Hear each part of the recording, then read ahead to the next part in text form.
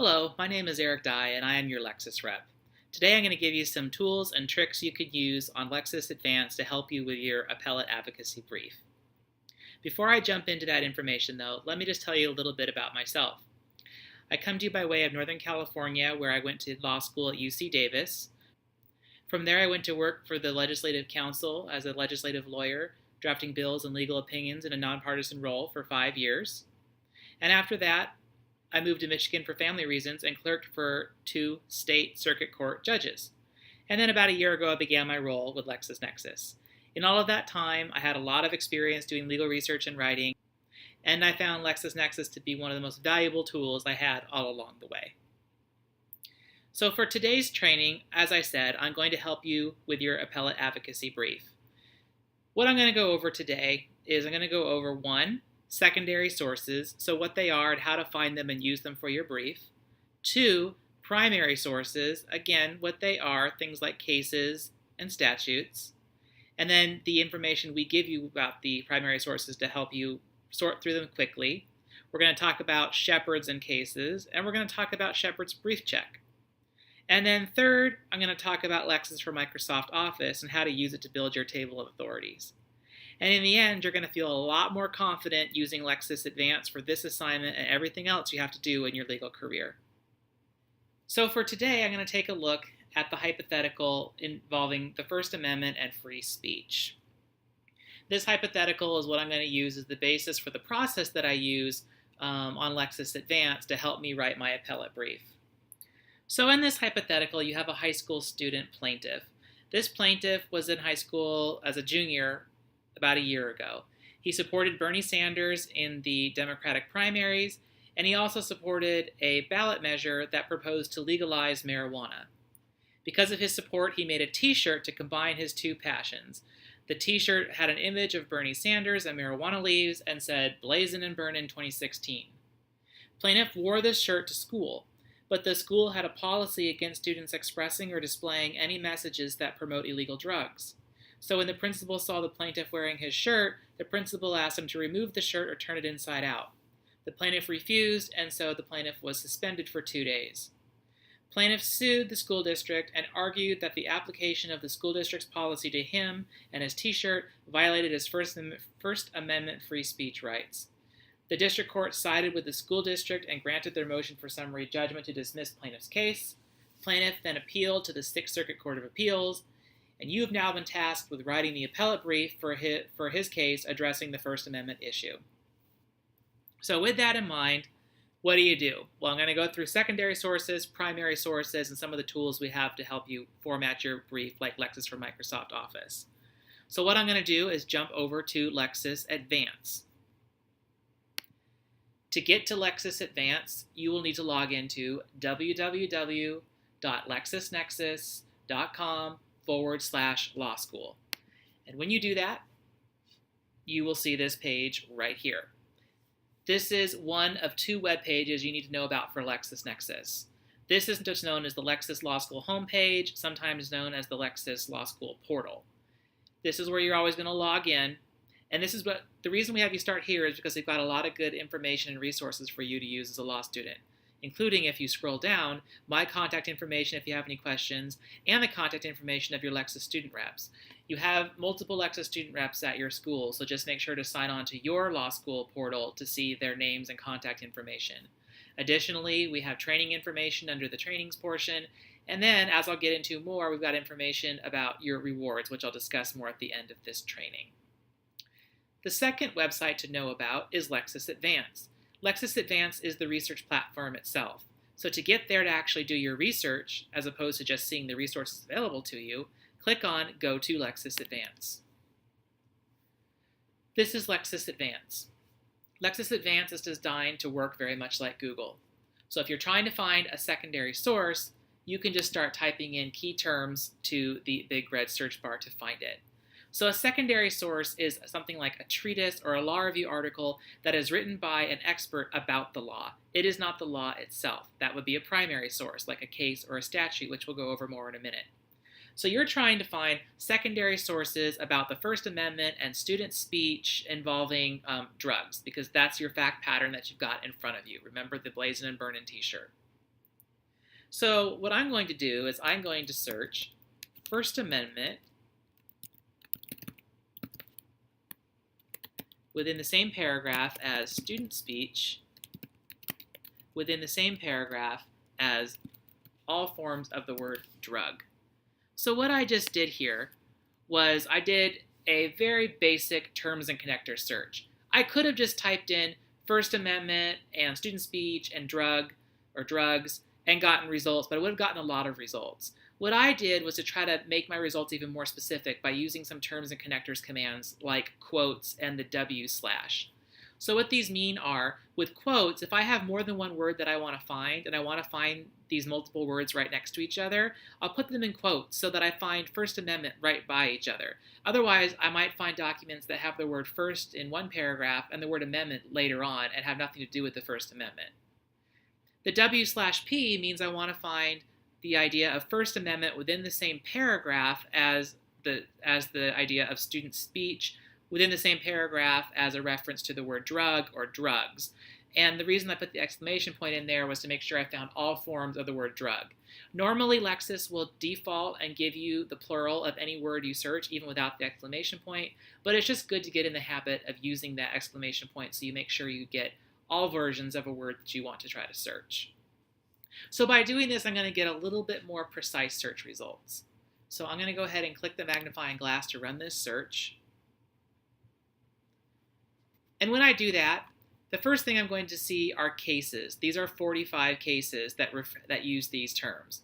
And in fact, for all cases right now, the terms you use are highlighted and given a color, and then where those terms are used are shown here in a little snippet with the same color. And if you want to jump around to different portions in the case where the terms are being used, use this little bar at the top here. You'll see where we've got this is the opinion, this is the headnotes, and these little colors show where the terms are showing up in those portions of the document, whether it's the opinion itself or the headnotes or the summary. So to bounce around, here I'm going to click this little cluster of colors. You'll see the little snippet change to show me where the keywords are being used in that portion of the opinion. If I click here, this will change again. You can see that way this allows me to scan through the document where the terms are showing up without having to actually leave the search results page itself. But you really don't care about cases at this point. What you really want to find are secondary materials. Because secondary materials, because they're written by experts and because they're going to give you a good overview of an area of law, if you're not familiar with the area of law you have to draft your brief on, you're going to want to find these secondary materials to help give you that background. So to find secondary materials instead of cases, pick secondary materials from the left-hand side of the screen. Doing that will yield about 343 secondary materials using the keywords that you searched. That's a lot to go through. So then you'll want to use our filtering options on the lower left-hand side of the screen to narrow your results down even more. At this point, you should pick treatises from category because you really don't want to look at law review articles yet, because law review articles tend to be a little more niche and specific and won't give you quite as much of an overview that you might want at this stage. So go ahead and click on treatises to just get a nice, broad, general overview. And when you do that, you're down to just 12 results. Then go ahead and scan through the snippets of the secondary source where your keywords are showing up to see if it might be relevant.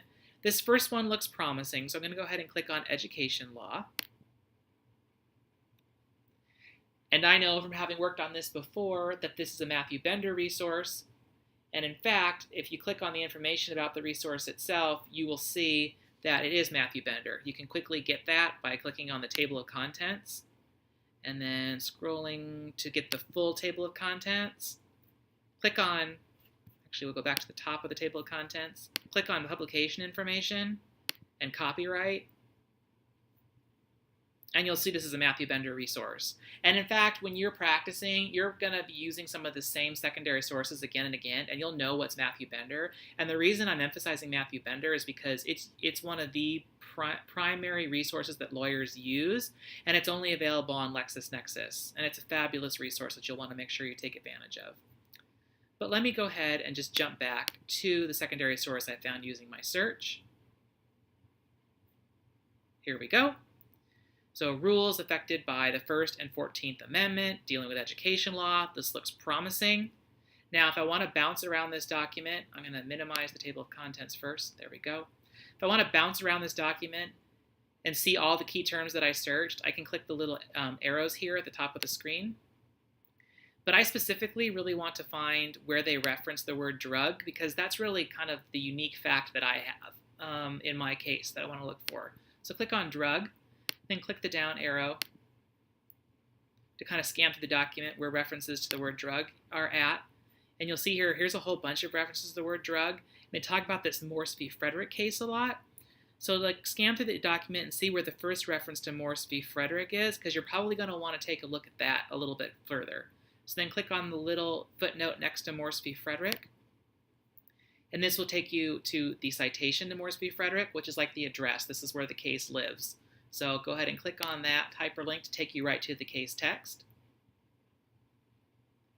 And now you've got this Morse v. Frederick case, which the secondary source, if you read it more carefully, indicated that it deals with school speech, student speech, and drug issues. So this is definitely going to be relevant to your research. So hopefully now you can see how you can do a keyword search to find secondary sources to give you background on an area of law to help you begin your research for your appellate brief. One of the main things that a secondary source will do, in addition to giving you background, is give you citations to all kinds of primary law. So that's the second item on my agenda, is take a closer look at primary law. This is primary law, primary sources are things like cases and statutes. They're the law themselves. So remember I found this Morse v. Frederick case using the secondary source. What I want to point out to you is when you're taking a look at cases and trying to figure out if they're going to be relevant to your appellate brief, you don't have to read the entire thing right off the bat. Scroll down just a little bit and you'll see one of the first things in every case is going to be a case summary. This is drafted by our research attorneys. After they've read the case, they're going to give you basically a case brief about the case. They're going to tell you the procedural posture, the overview, which is going to give you the facts and legal background of what was discussed in the case, and then the outcome, what happened. You should read this through, and after reading it, you'll know if you need to read the case further to cite it for your appellate brief. Using these case summaries will save you a lot of time from having to read the case the entire way through. Under the case summary, you're going to find LexisNexis Headnotes. This is another really great resource for your research. Once you have a case that you think is on point and talks about the area of law you need to know more about, take a look at the headnotes. The headnotes are actual quotes from the case of black letter law that has come out of that case. This is the key legal points that come out of the case. Go ahead and take a look at it and notice that right above each headnote, we've categorized each headnote by topic. So these are the topics that we think this language from the court opinion deal with. Sometimes they might deal with more than one topic. This one we've categorized as dealing with a constitutional law issue and an education law issue. Take a look at headnote number 1. We've indicated that it deals with education law, students, freedom of speech, and a general overview of that. So we have subcategories. Let's say now we want to find more cases that have a headnote that deal with the same topic. So these are other cases that deal with this same issue. To find those, click the little down arrow next to the topic chain, then click on Get Documents. And you're going to get a list of cases that all deal with the same topic. Then you can scroll down and use your sorting function. So let's say we're in the 6th Circuit, click 6th Circuit, and now you're going to find a list of 85 cases that came out of the 6th Circuit that have a headnote in them that deal with the same topic as headnote number 1 from the Morse case. So this is a really great way to make sure you can cover the entire universe of law around what you're trying to write in your brief. So I'm going to jump back over to the Morse opinion. Here we are. This is the headnotes. And go back to the top of the page, back to Morse v. Frederick. Another thing to be aware of with cases, and really any legal document, is Shepards. Shepards can be used to tell you if your case is still good law or not. So if you want to make sure before you cite to something it's still good law. Shepards can also help you expand your research. Because the way Shepards works is if you have a legal document like a case and you look it up on Lexis and then you Shepardize that document, Shepards is going to look for every other legal document that cites to your document. So if you're using Shepards to figure out if a case is still good law or not, the way that works is you Shepardize your case, Shepards is going to find every other case that cites to your case, and obviously if another case is going to overturn you, they're going to have cited to your case. The other great thing about Shepards, and this is exclusive to Shepards, is that Shepards is going to show you cases that treated your case both positively and negatively. Only Shepards shows you true positive treatment. So when you're finding all those cases that cite to your case when you Shepardize, we're going to show you the cases that might have treated your case negatively, overruling it or distinguishing themselves from your case. Also the cases that treat it positively and say it's great law. That positive treatment is going to be super helpful to you to help bolster any kind of argument you want to make. The more cases you can cite to stand for your proposition, the more convincing you're going to be. So how do you Shepardize? To do that, you can click on the little Shepherd symbol next to the case name, or click Shepardize this document on the right-hand side of the screen. The Shepherd symbol will give you a heads up of what is the worst treatment of your case out there. So what's the worst way another case has treated your case? If you hover over the symbol, it will tell you what it means. Here it means caution, which means that the worst that another case out there has treated Morse as is in some cautionary way. There's no case overturning it, which is generally going to be the case with the Supreme Court of the United States unless they overturn themselves. So I'm going to go ahead and click on the Shepherd symbol to actually Shepardize this case.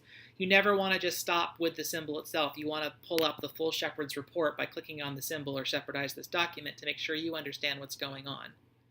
So let's say in this case what I'm really concerned about are those cases that treated my case with caution. I just want to make sure there's nothing that I'm missing. To figure out how other cases that cite to your case have treated your case, take a look at the way we've organized them on the left-hand side of the screen. All of the cases that treated your case with caution, all 30 of them, are listed here on the left-hand side of the screen. To see those cases, go ahead and click Distinguished by 30. That indicates there are 30 cases that have distinguished themselves from the Morse case. You're probably going to be okay citing to Morse, but you'll want to take a look at these cases that distinguish themselves because they might have facts that are similar to the facts in your case that you can then use to say, yep, my case is different from Morse just like this case, so you should rule for me the same way as you ruled in this other case. So definitely check out the distinguished by. But if you were trying to bolster your argument, you could always also click on positive followed by as well on the left-hand side of the screen. The other thing about Shepards to be aware of, and I'm going to go back to the Morse opinion itself, so I'm going to go out of the Shepards Report. Here we are back in the Morse opinion. When you go down to the Headnotes, you'll notice at the end of the Headnote you have a Shepardize option. You can always click on that, and what this is going to do is give you a Shepards Report for all the cases that cite to Morse, but it's also going to narrow it down by all the cases that cite to Morse that also include a headnote on the same topic as headnote number 1. You see how that's a limiting factor here on the left-hand side of the screen. And you'll see how this Shepards Report is much smaller than the original one that shows you every case that cites to Morse. But by narrowing it down to just those that also include a headnote that has the same topic as headnote number 1 for Morse, you're going to really limit your research in the report to the cases that you really care about the most, because if you care about headnote number 1, these are all cases that deal with that same topic. So another great way to expand your research. So one more word about Shepards. One thing you might want to do at the end of your brief is just do a double check and make sure that everything you've cited to is still good law. You should be checking along the way, but if you want to do a double check at the end, we've got a great resource called Lexis Advance Shepards Brief Check. So Brief Check for short. What Brief Check does is it allows you to upload your brief, and then Brief Check will look for every citation, and it'll run a Shepards Report for every single one of those sites and put it into one giant report. So remember those individual Shepards Reports we were looking up earlier for Morse? It'll put all of those together for every citation in one big report. It'll also look for everything you quoted in your brief, and it'll find the language you quoted or something approximating that language from the document you took it from based on your citation, and it'll give you a side-by-side comparison of the actual language from the document and what you quoted so you can make sure your quote is accurate. The third and final thing Brief Check does is it'll pull in the full text of every single one of the documents you cited, but you have ways to customize what you get back in your report, so you can unclick that, because it's going to be pretty rare you actually need to get a report that includes the full text of every document you've cited. To get more information on how to actually use Brief Check, first of all, know that you can access it from the upper left-hand side of the screen by clicking on Shepards Brief Check at the bottom here, but also know that there's a tutorial video available at the following link, which I've also included underneath this video. That'll give you information on how to use Brief Check when the time comes to do your double check at the end of your brief assignment. Before I move on to Lexis for Microsoft Office, just a couple of delivery tools I want to make sure you're aware of to help you save your work while you're doing your research on Lexis. So let me go back to the Morse v. Frederick case itself. So let's say you've done all your research and you want to make sure you can save this Morse v. Frederick case for later. To save something for later, you can always save it to one of our folders. To access folders, go to the upper left-hand side of the screen to the folder icon, click it, and either save it right to a folder you already have, or if you need to create a new folder, click Choose a Folder, create New Folder, name it, and then click Save. To access your folders later, click the More drop-down and Folders, or choose a folder from one of the pods on the front page when you first sign in right here. The other thing you should know is that if you don't want to save things electronically but you want to print them out for later, is that you can always click the little printer icon at the top of the screen to print to one of our Lexis printers in your computer lab. Lexis printing is free and unlimited for all Lexis documents you want to print. The final topic I want to go over today is Lexis for Microsoft Office. Lexis for Microsoft Office is an extension to Microsoft Office itself. What you do is you load your brief you've already drafted. Lexis for Microsoft Office finds all of your citations in the brief, and then it compiles them into a table of authorities in the correct format for you. A table of authorities needs to appear at the beginning of your brief, and what it does is it lists all of your cited sources, so all your cases you cite to and all your statutes you cite to, and it tells the court what page of your brief those citations appear. Lexis for Microsoft Office will build this for you. It doesn't take a lot of mental energy to do, but it's tedious, and Lexis for Microsoft Office makes it quicker and much easier to do.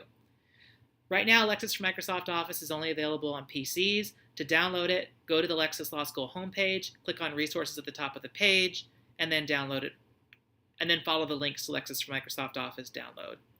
If you have a Mac, as many law school students do, your law school has put Lexis for Microsoft Office on some of the computers in your computer lab.